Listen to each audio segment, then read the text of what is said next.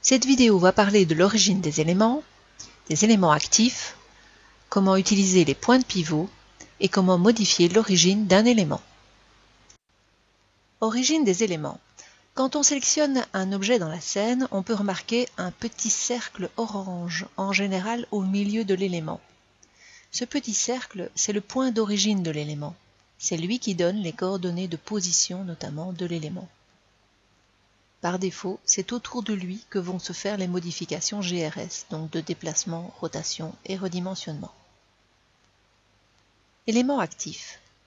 Lors d'une sélection multiple, le dernier élément sélectionné sera l'élément actif. C'est celui qui aura son origine, c'est-à-dire le petit cercle, légèrement plus clair que les autres éléments de la sélection. Pour une sélection multiple, c'est le milieu de la sélection qui va définir l'emplacement du point de pivot par défaut. Ce n'est pourtant pas toujours ce point de référence-là que l'on désire.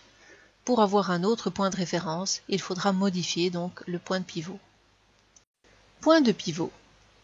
Le point de pivot est donc le point de référence à partir duquel la modification GRS va se faire.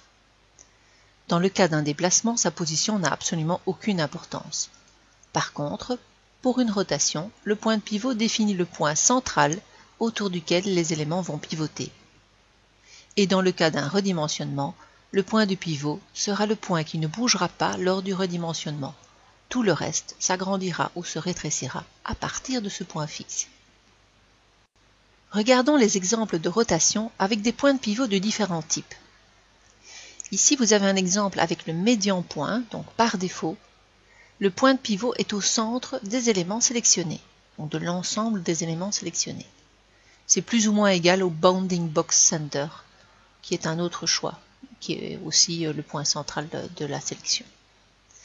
Individual Origins, le point de pivot est au centre de chacun des éléments sélectionnés, et donc les éléments font une rotation autour de leur centre propre. Avec un point de pivot sur Active Element, le point de pivot sera autour de l'origine de l'élément actif. Pour info, lors d'une sélection multiple, l'élément actif est l'élément qui a été sélectionné en dernier. C'est celui qui a son origine, donc le petit cercle orange, légèrement plus clair que les autres éléments de la sélection. Dans le cas d'un point de pivot de type 3D cursor, la modification se fera autour du curseur 3D. Pour info, les coordonnées du curseur 3D peuvent se modifier dans le menu N de la fenêtre 3D, dans l'onglet View. L'icône ici permet également de cliquer une nouvelle position pour le curseur 3D, donc simplement à la souris, donc dans la vue 3D. Ici, nous avons une scène avec 2 chaises et une table.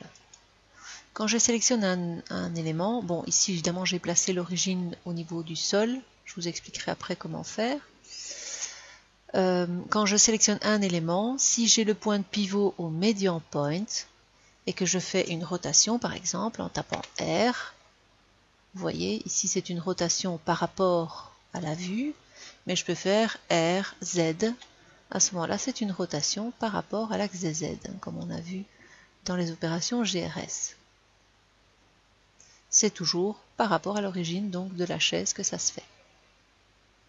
Si je change ici et que je vais par exemple dans 3D cursor, ici j'ai mon curseur 3D qui est placé au centre de la table et que je tape R, vous voyez que la chaise elle tourne à partir du 3D cursor, et si je tape Z pour le mettre sur l'axe Z, vous voyez que cette chaise tourne tout autour de la table.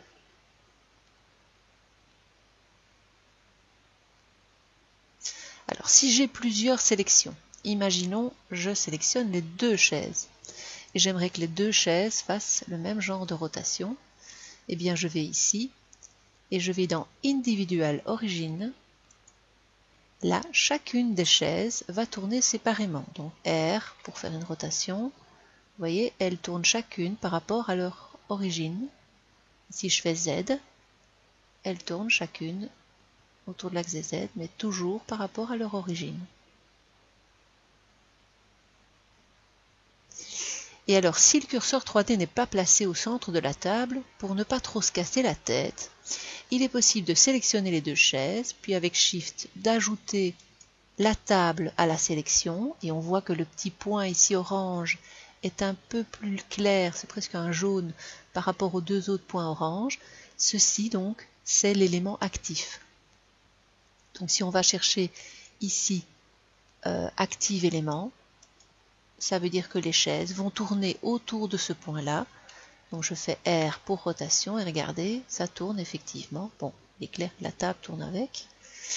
Z, à ce moment-là, les chaises tournent toutes les deux autour de la table. C'est quand même beaucoup plus facile de définir le point de pivot correctement pour avoir un travail impeccable et pour avoir ces chaises pile, si on met 4 chaises, pile au quadrant de cette table, c'est beaucoup plus précis. Modifier l'origine d'un élément. Il est possible de modifier le point d'origine de tous les éléments qu'on peut éditer par le mode Edit. Pour modifier l'origine d'un élément, il faut aller dans le menu déroulant Add, qui est dans la fenêtre 3D, aller sur Set Origine et choisir l'option voulue.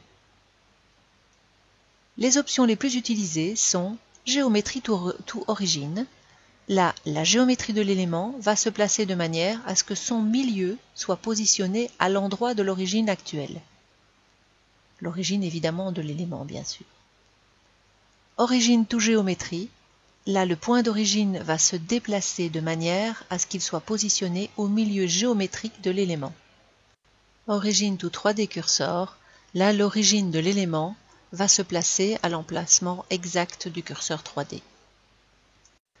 Concrètement, dans Blender, j'ai fait ici une petite maison et son point d'origine ici est au milieu du cube de départ, mais le cube de départ, j'ai simplement tiré une pointe pour que ça ressemble à une maison, donc ce point d'origine ne correspond plus à rien du tout au niveau de cette maison. J'ai décidé de placer le point d'origine sur la base donc, de la maison. Pour cela, je vais dans l'Edit Mode et je vais sélectionner ici les surfaces. Et aller sélectionner ici en dessous les deux surfaces de la base. Et dans un deuxième temps, placer mon curseur 3D sur la sélection. Mon curseur 3D pour l'instant il est égal à l'origine de l'élément, mais je vais le placer sur la sélection pour pouvoir après déplacer mon origine sur le curseur 3D.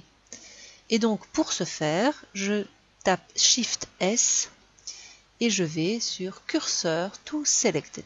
Donc mon curseur 3D, clic, va se mettre sur la surface de la base. Je vois bien que mon curseur 3D est bien au niveau de la surface ici, de la base de la maison. Donc mon curseur 3D est bien placé. Dans un deuxième temps, je vais dans l'objet mode. Je vais dans le menu déroulant Objet, Set Origine, et je mets l'origine sur le curseur 3D. Excusez-moi, je n'ai pas sélectionné la maison. Donc Set Origine, Origine to curseur 3D, et mon origine vient effectivement sur la base de cette maison. Donc il est plus facile après, avec le menu N, de venir positionner donc la maison au point 0 en Z. Donc ici, elle est pile sur le sol. Donc pour rappel, ces informations-ci, ça correspond donc à la localisation du point d'origine. Je vous remercie pour l'attention que vous avez accordée à cette vidéo.